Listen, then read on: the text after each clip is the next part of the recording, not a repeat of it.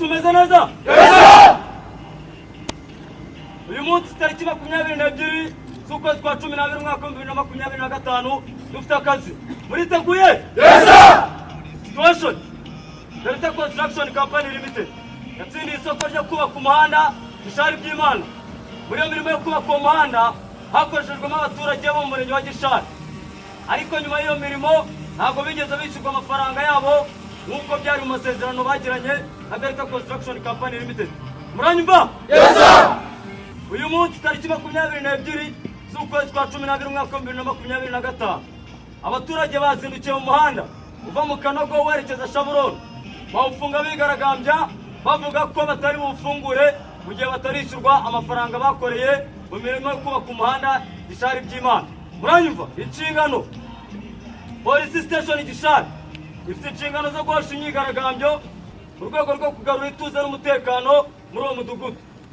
Dufite amakuru ko abigaragambya bafunze umuhanda bakoresheje ibikoresho bitandukanye birimo amapine, ibiti ndetse bacanye n'umuriro.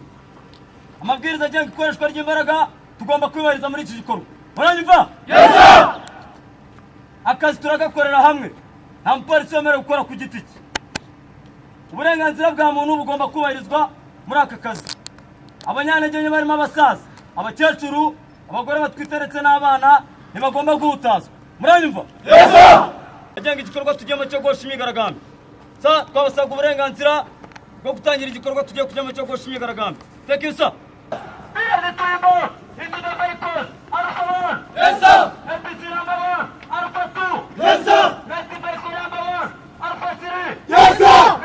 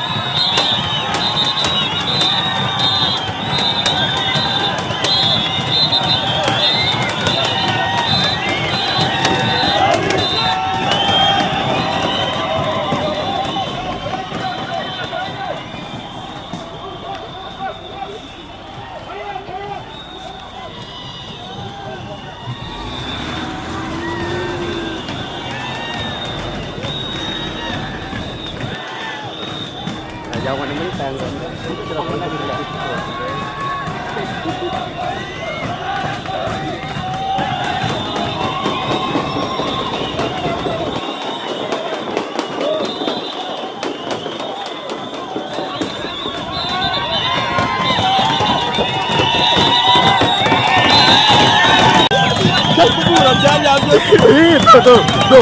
Tuh.